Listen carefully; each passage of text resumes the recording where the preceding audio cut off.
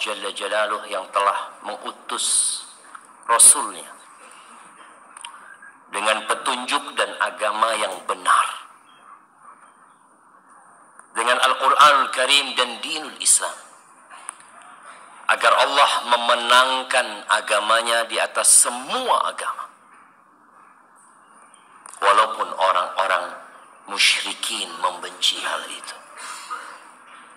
Allahumma salli wa sallim ala abdika wa rasulika habibina wa sayyidina Muhammad wa ala alihi wa ashabihi ajma'in. Ya Allah, semoga salawat dan salam, berkah dan nikmat senantiasa Engkau curahkan untuk hamba kekasih-Mu, untuk baginda Nabi kita Muhammad alaihi salatu wassalam, untuk keluarga beliau, untuk istri-istri beliau, untuk putra-putri beliau, dan untuk seluruh sahabat Nabi. Semoga Allah meridhai kita bersama mereka. Amma ba'd, hampir setiap malam atau bahkan setiap malam Rasulullah sallallahu alaihi wasallam selalu berdoa. Beliau mengatakan, Allahumma qini azabak yawma tab'atsu ibadak. Sebagaimana diceritakan oleh istrinya Hafsah Ummul Mukminin radhiyallahu taala anha, bahwa Nabi apabila hendak tidur, beliau mengatakan selain doa-doa yang kita hafal, beliau mengatakan Allahumma qini azabak yauma tab'atsu ibadak. Ya Allah, selamatkan aku dari azab-Mu pada hari Engkau membangkitkan hamba-hamba. 3 kali beliau baca itu. Kenapa? Karena beliau yakin, seyakin-yakinnya, bahwa dunia ini akan ditinggalkan dan kita akan dibangkitkan kembali pada hari yang kata Allah, yauma la yanfa'u malun wala banun.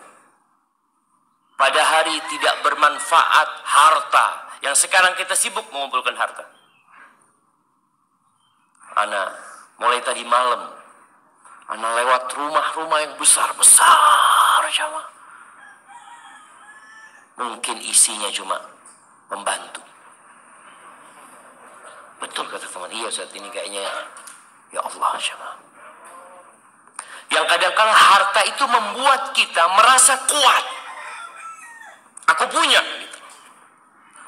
Tapi Allah katakan hari itu la yanfa',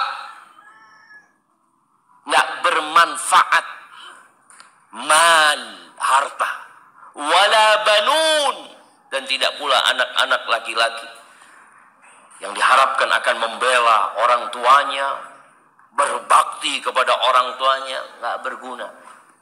Terus apa yang bermanfaat pada waktu itu? Illa man atallaha biqalbin salim. Kecuali orang yang menghadap Allah membawa hati yang selamat. Maka semoga kita pulang dari majelis ini hati kita selamat. Yang tentunya selamat dari riya,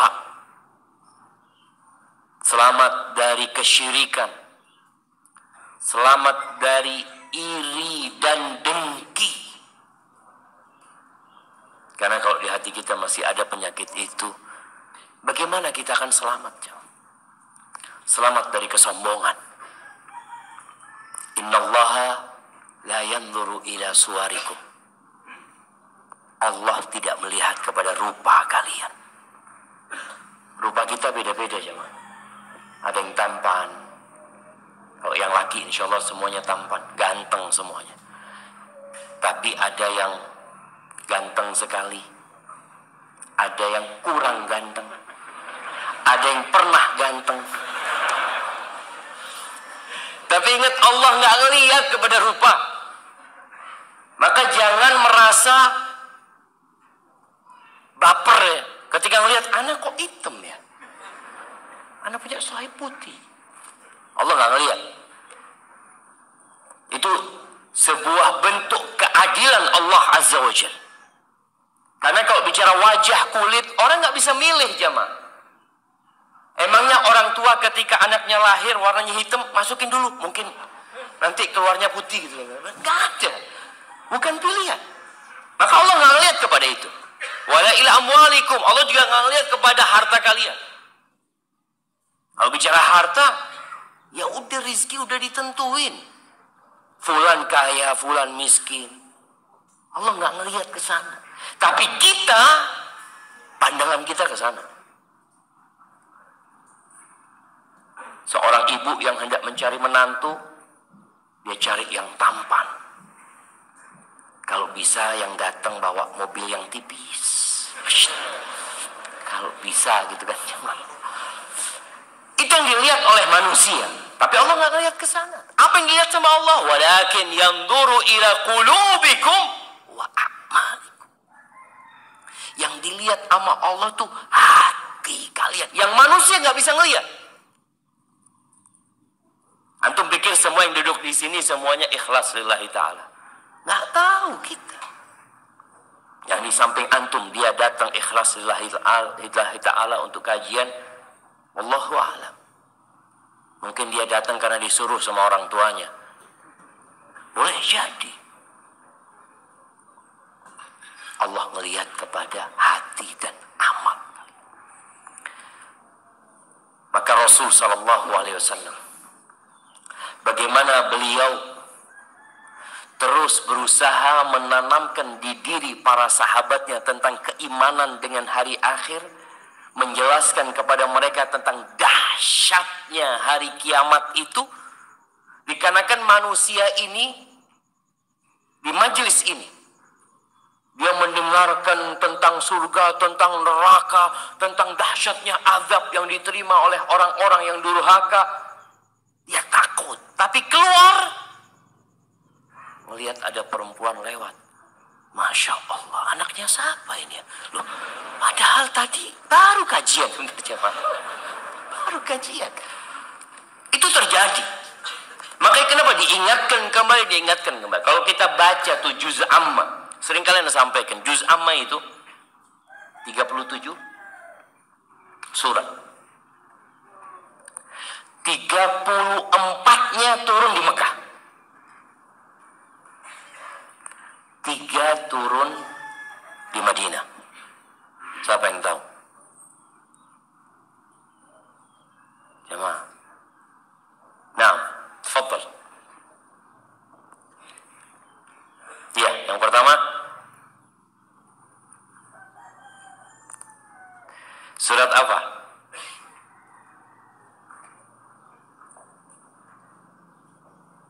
Nah, baik, ada yang di belakang. Tafadhal. Al-Bayyinah, Zalzalah, An-Nasr. Masya Allah, barakallahu fikum. Kasihkan ada yang ke belakang sana, jemaah. Kirimkan ke belakang. Nah, tuh 3 yang turun di Madinah. Dari 34 ayat itu kalau kita lihat semuanya cerita tentang hari akhir. Banyak di antaranya. Kalau antum baca amma yatasaalun 'anil naba'il 'azim. Cerita apa? Naba'il 'azim, hari kebangkitan. Yang membuat orang itu semangat bekerja karena dia dapat ganjaran, dapat balasan. Antumlah yang kerja. Dari hari Senin kerja, Selasa kerja.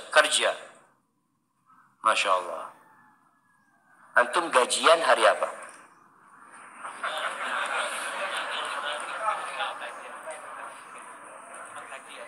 Gajian. Biasa tanggal 25. Antum tanggal 1 kerja. Kerja kan? 3 kerja, terus kerja. Kenapa? Karena yakin tanggal 25 gajian. Keyakinan dengan gaji inilah yang membuat orang itu semangat bekerja. Antum lihat orang-orang naik motor pagi. Antum kenapa? Oh, kerja. Dapat duit hari ini? Enggak usah. Tanggal 25. Iya. Dia tetap bekerja karena dia yakin akan mendapatkan balasan. Maka Allah ceritakan ada balasan itu. Dan setiap sholat kita mengatakan Maliki Yaumiddin. Malik Yaumiddin, Yaumul Hisab. Ad-din itu artinya pembalasan. Akan dibalas antum. Apa yang antum kerjakan? Antum duduk di sini nih, akan dapat fulan kajian di Masjid Ukhuwah. Datangnya telat. Ditulis sama datangnya telat, makanya berdiri dia. Insyaallah. Enggak. Tapi yang jelas semuanya dicatat. Artinya yang soft pertama dicatat soft pertama, yang soft kedua catat soft kedua. Tadi ketika panitia mengatakan tolong maju ke depan, ada enggak mau maju, anda mau selonjoran misalnya, itu ketahuan antum. Iya sekarang antum nggak ketahuan, tapi nanti hari kiamat, oh nih fulan. Padahal ayatnya mengatakan wa idza qila lakum tafassahu fil majalis fafsahu. Kalau dikatakan kepada kalian luaskan biar temannya bisa masuk, kata Allah kalian luaskan, yafsahillahu lakum, Allah akan luaskan bagi kalian. Tapi sebagian kita nggak mau tadi. Anak enak banget telat-telat mau duduk, kata dia. Ingat Allah ngelihat ke hati kalian. Yo jamaah yang bisa merapat dulu jamaah. Masya Allah, merapat dikit lain yang sebelah sini. Oh ada anaknya, fadhal. Yang bisa merapat 1 senti antum dapat 1 senti pahalanya. Hitungan hari kiamat itu pakai mili jemaah, pakai senti, pakai gram, bahkan miligram jemaah. Masya Allah. Nah, fadhal dipanggil jemaah. Kalau sudah ada tempat, panggil saudaranya. Fadhal, ada tempat Muhammad. Tutup. Yang sebelah kanan antum masuk, ada tempat. Itu yang manggil ditulis nggak sama malaikat? Ditulis jemaah. Nggak ada yang nggak ditulis jemaah.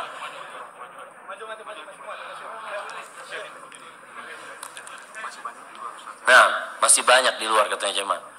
Nah, yang ada tempat dipanggil saudara. Iya, sebelah kanan, iya, kasih jalan, antum maju ke depan biar jangan duduk di jalan dulu. Jangan duduk di jalan terus lurus belok kanan. Nah, lo bener lurus belok kanan cuma antum. Nah, berdiri dulu Pak, berdiri maju sedikit dan keluar. Ayo Pak, yang sebelah kanannya masih. Ya Allah, ustadznya berdiri juga. Yang berdiri mudah-mudahan hisapnya dimudahkan sama Allah. Ya Allah jemaah. Nah, ya Allah berdiri jemaah, berdiri. Ya. Ya, maju sedikit kalau ada celah, duduk sedikit. Masya Allah. Ya, bismillah. Bismillah, duduk lagi. Nggak bisa duduk ya?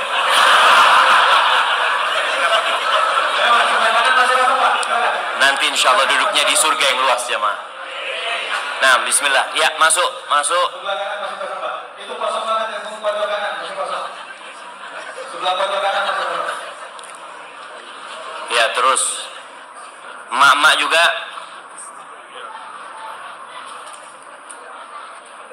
Ya, terus jangan duduk di jalan, terus sampai habis. Ya, masih banyak tempat kosong. Ya, terus ke kanan ya, jangan duduk di jalan. Ya, terus masih banyak tempat. Ya. Nah, terus jangan duduk di jalan dulu antum.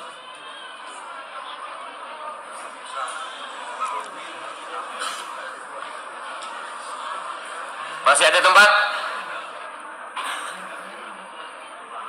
Ya, masih ada. Terus itu lurus. Tuh.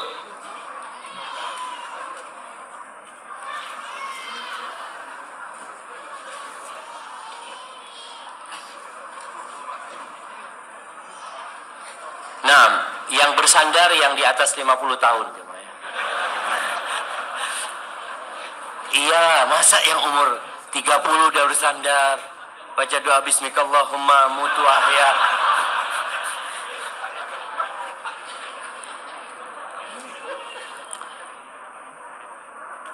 Nah, masih ada?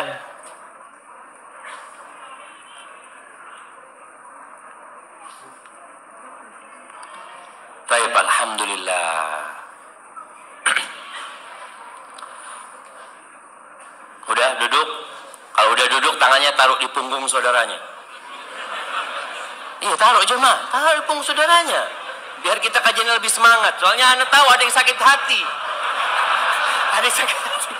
Antum taruh sakit hati nih, Allah Ustaz ini. Mungkin. Iya. Bahwa ini kok nggak taruh di punggung saudaranya antum? Jadi yang datang terakhir ini mijit yang di depannya. Nah, alhamdulillah cukup udah jamaah. Allah jamaah kita bisa ketawa-ketawa, senang di sini. Mudah-mudahan nanti hari kiamat kita juga bisa ketawa jamaah. Jamaah rahimakumullah. Tiap sholat kita mengatakan Maliki Yaumiddin. Allah pemilik hari pembalasan. Hari ini kita melihat banyak orang-orang yang berkuasa. Kemarin Indonesia digemparkan dengan kisahnya Sambo. Iya. Oh, apanya Rambo itu ya? Kita lihat bagaimana seorang yang bertugas menegakkan hukum ternyata membuat permasalahan dalam hukum itu sendiri. Beberapa waktu yang lalu kita melihat ada hakim-hakim yang dipenjara. Yang seharusnya mereka menegakkan hukum. Kita melihat juga ada sipir-sipir yang menjaga tahanan, akhirnya dia yang dijaga. Itu dunia. Ada banyak keadilan yang tidak ditegakkan. Ada banyak realita yang tidak ditampakkan. Ada banyak bukti-bukti yang sengaja dihilangkan. Ada banyak orang-orang yang dizalimin padahal dia tidak melakukan perbuatan itu, tapi dia harus berada di penjara menjadi korban. Tapi semuanya akan mendapatkan keadilan kelak pada hari kiamat. Ahibati fillah, Allah Azza wa Jalla berfirman di surat Al-Baqarah ayat 281. Allah mengatakan wattaqu yauman. Takutlah kalian kepada suatu hari. Ada apa dengan hari itu? Turja'una fihi ilallah. Kalian akan dikembalikan kepada Allah Azza wa Jalla. Bagaimana kita dikembalikan kepada pencipta langit dan bumi yang dia tahu dengan semua perbuatan kita. Yang dia tahu dengan apa yang terbetik di hati kita. Bagaimana seorang ustadz, seorang yang alim, seorang penceramah, seorang imam, seorang yang hafal Al-Quranul Karim, ketika dia dikembalikan kepada Allah Azza wa Jalla, lalu Allah bertanya, apa yang kau lakukan dengan nikmat-nikmat yang aku berikan kepadamu?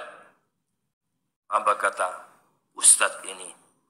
Ta'allamtu fika wa 'allamtun nas. Aku belajar, ngaji, mondok, kuliah untuk mendapatkan keridhaanmu ya Allah. Dan aku mengajarkan ilmuku kepada manusia. Wa qara'tu fika al-Quran. Dan aku membaca Al-Quran untuk mengharapkan keridhaanmu ya Allah. Lalu Allah mengatakan, kadzabta, bohong. Bohong. Innama ta'allamta liyuqala alim wa qara'ta liyuqala qari. Engkau selama ini belajar hanya mencari gelar, sebutan orang yang alim, dai yang kondang, dan engkau membaca Al-Quran hanya untuk mendapatkan gelar Al-Qari, Al-Hafidh li kitabillah. Dan engkau sudah dapatkan itu. Akhirnya dia dilemparkan ke neraka. Maka Allah katakan wattaqu yawman turja'una fihi Allah, dikembalikan ke Allah.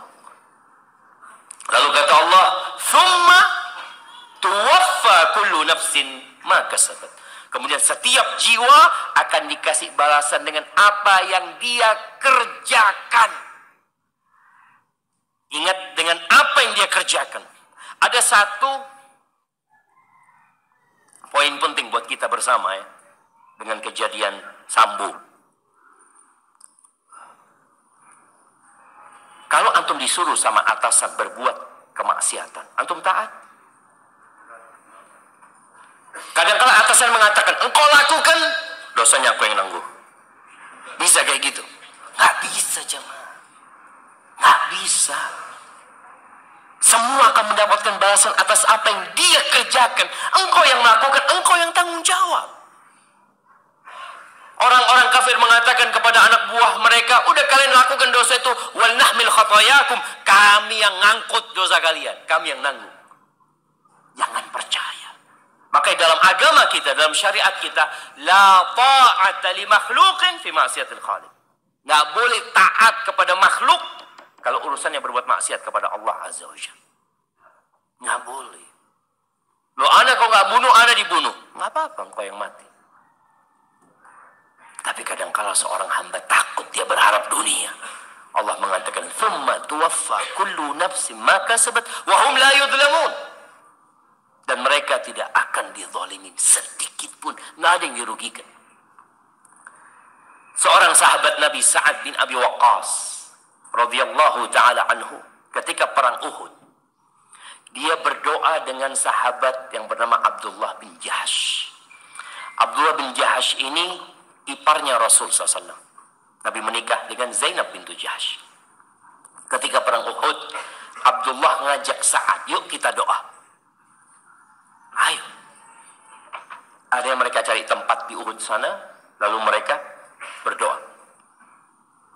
Apa kata Sa'ad? Sa'ad yang pertama berdoa, Allahumma. Kemudian dia berhasil membunuhku. Thumma qatala. Kemudian dia memotong hidungku dan telingaku. Lalu ketika engkau bangkitkan aku pada hari kiamat, engkau bertanya kepada aku, ya Allah, fima judia anfuka wa udhunuk. Kenapa hidungmu kok nggak ada? Karena orang bakal dibangkitkan pada hari kiamat, yang mati syahid dengan darahnya, jemaah. Dia dikuburkan tidak dimandikan. Maka ditanya, kenapa hidungmu dan telingamu nggak ada, kata dia. Aku mengatakan, fika wa fi rasulik. Aku berjuang untukmu, ya Allah, dan untuk membela Rasulmu. Lalu engkau mengatakan, sodakta, benar. Amin. Katanya Sa'ad bin Abi Waqqas cerita sama anaknya, wallah, doanya Abdullah lebih baik daripada doa bapak. Selesai perang Uhud, aku melihat hidung dan telinganya itu dijadikan kalung-kalung, digantung-gantung. Ahibati fillah, kita harus yakin bahwa kita akan dikembalikan kepada Allah, dan ingat, Allah melihat kepada hati dan amalan kita.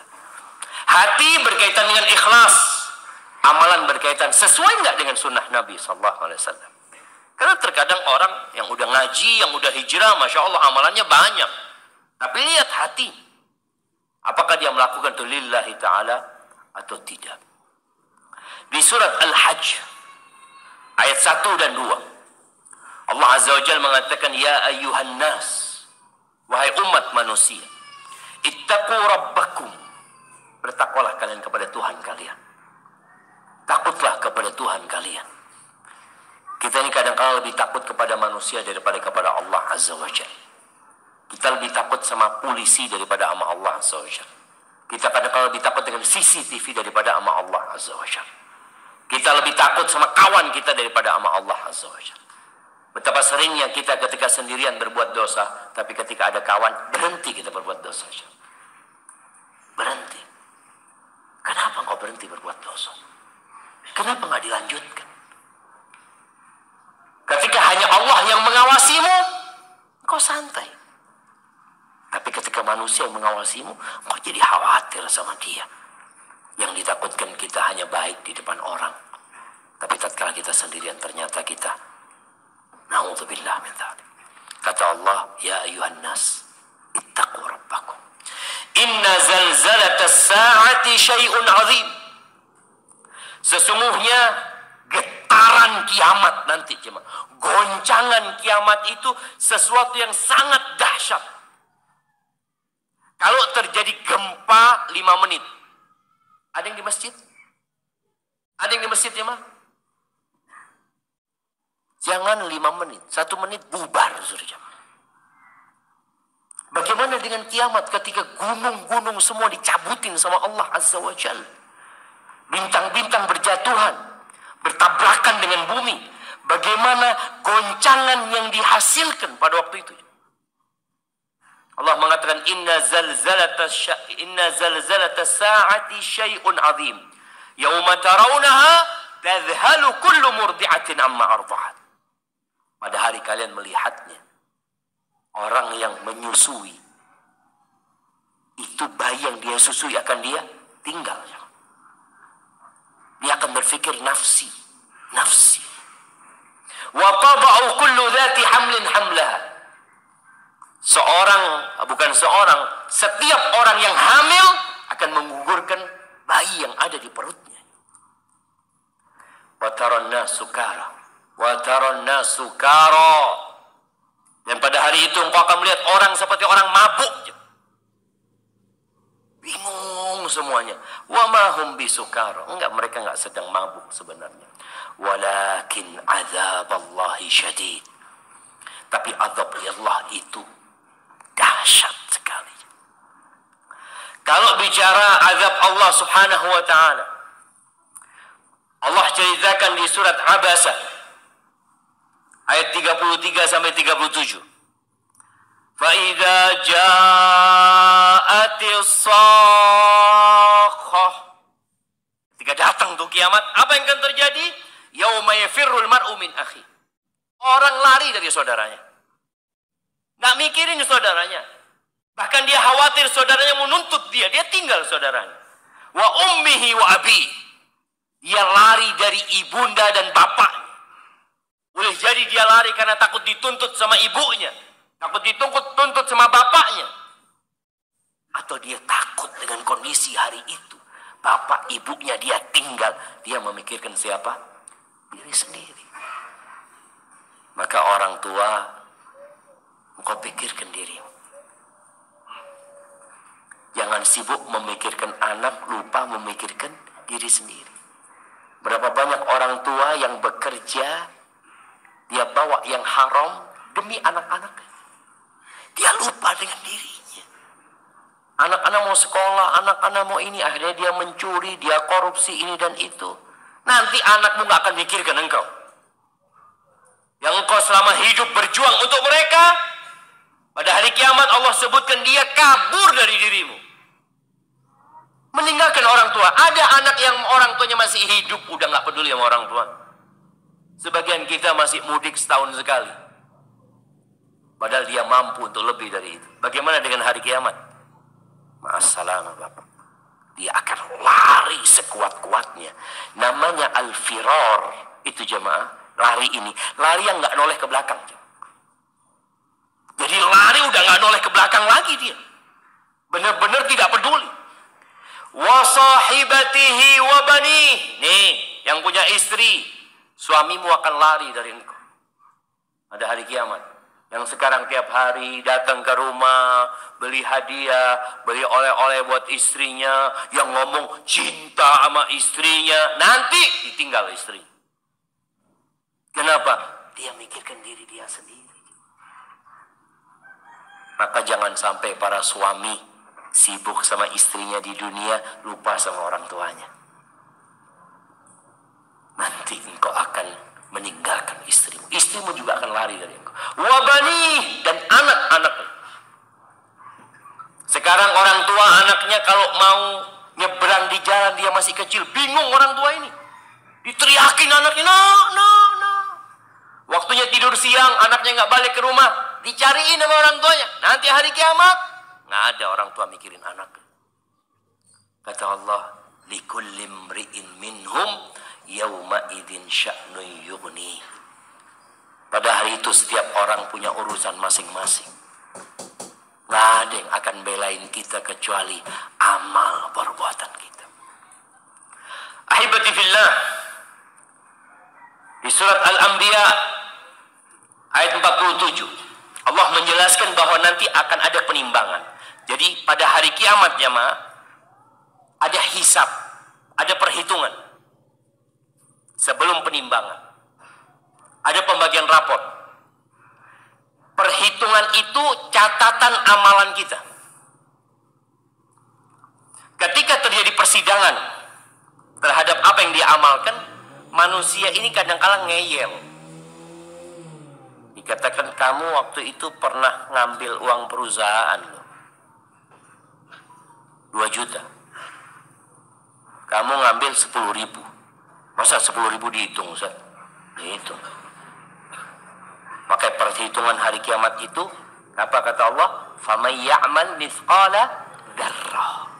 Mithqala dzarrah. Dzarrah itu, ada yang pernah ngitung dzarrah, jemaah? Siapa yang punya toko emas? Yang punya toko emas? Nggak ada.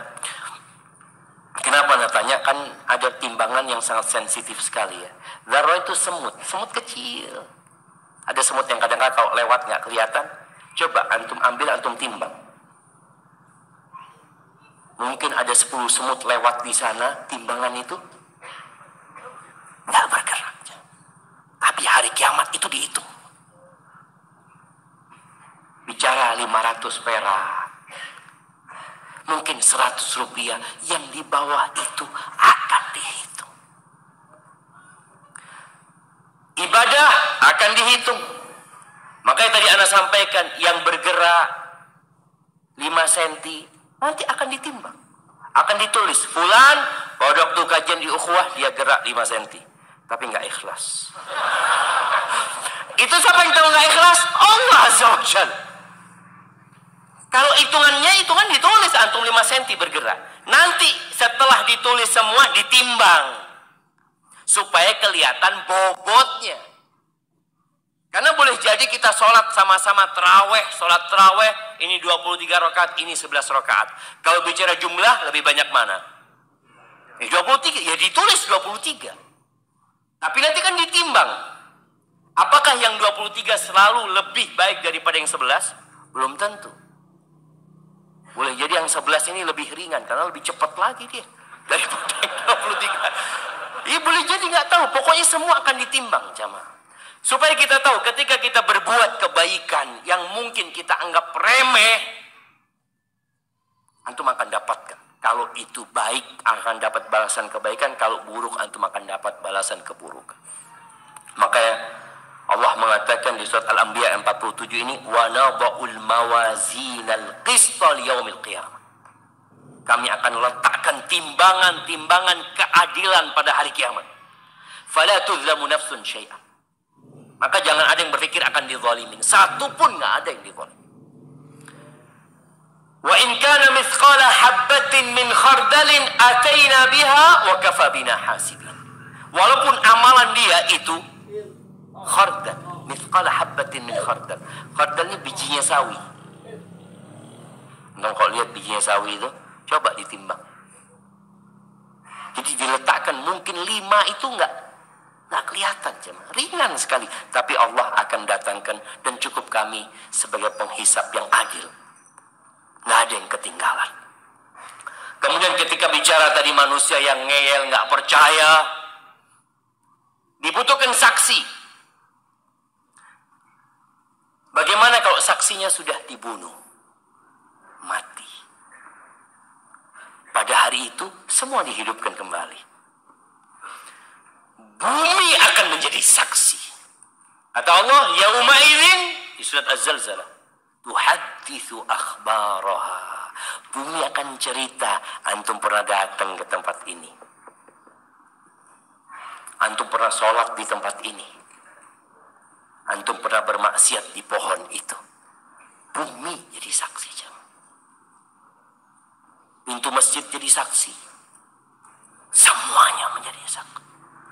Ketika orang ini ane nggak mau saksi-saksi dari luar anak. Boleh jadi mereka mungkin berdosa.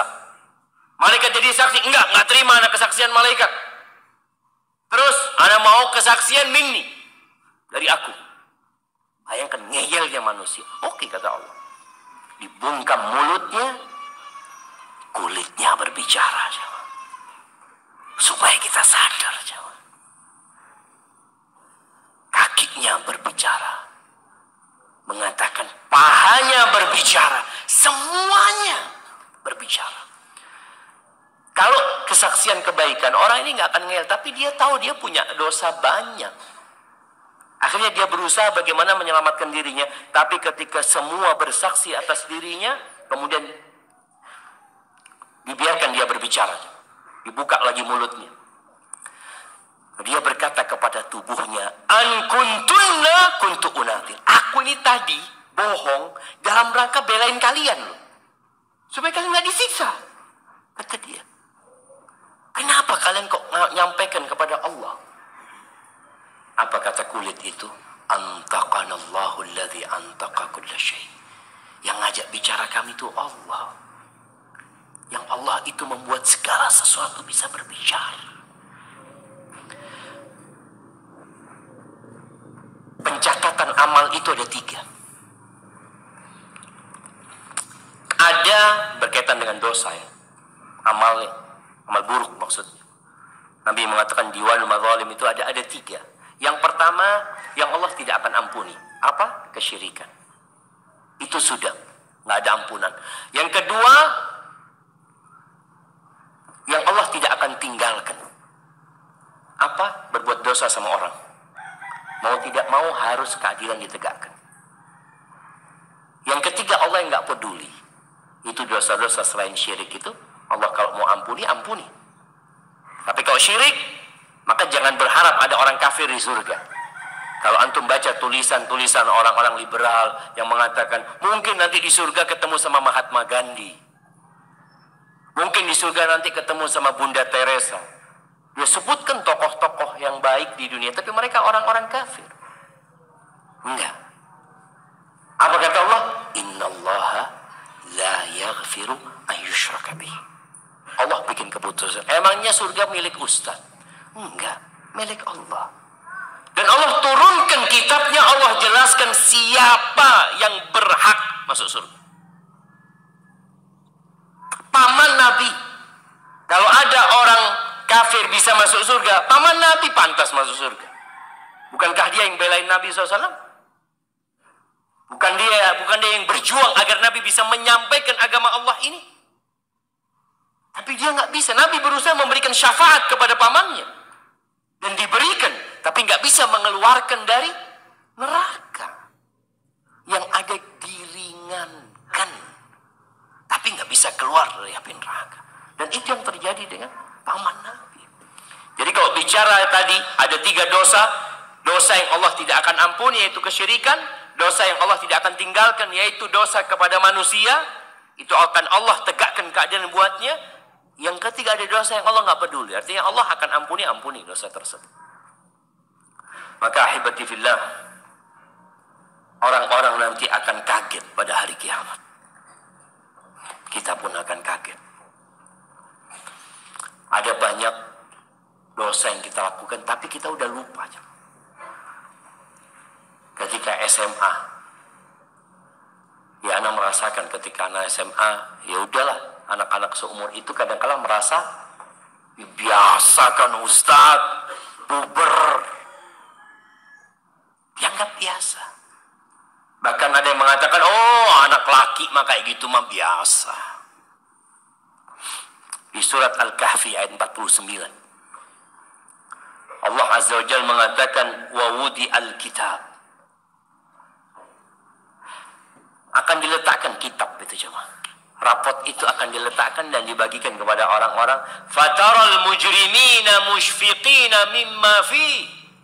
Para pelaku dosa takut jamaah. Benar-benar ketika melihat catatan mereka, mereka khawatir sekali. Apa kata mereka? Wa yaquluna ya wailatana ma li hadzal kitab la yughadiru saghiratan wala kabiratan illa ahsaha. Apa kitab ini? Rapot apa ini, kata dia? Tidak ada satupun perbuatan yang kecil dan yang besar kecuali tercatat di sana. Wa wajadu ma amilu hadira wa la yadhlimu rabbuka ahada. Dan mereka mendapatkan apa yang mereka amalkan hadir. Inilah yang kau kerjakan. Entah seperti apa kitab itu jemaah. Apakah seperti rekaman CCTV yang engkau akan melihat, ya Allah ini amalanku semuanya. Dan ditampakkan jemaah. Ketika nggak ada orang yang melihat, ada malaikat kiraman katibin ya'lamuna ma taf'alun. Ada malaikat-malaikat yang mulia yang kerjanya menulis, terus ditulis. Dan mereka tahu dengan apa yang kalian kerjakan.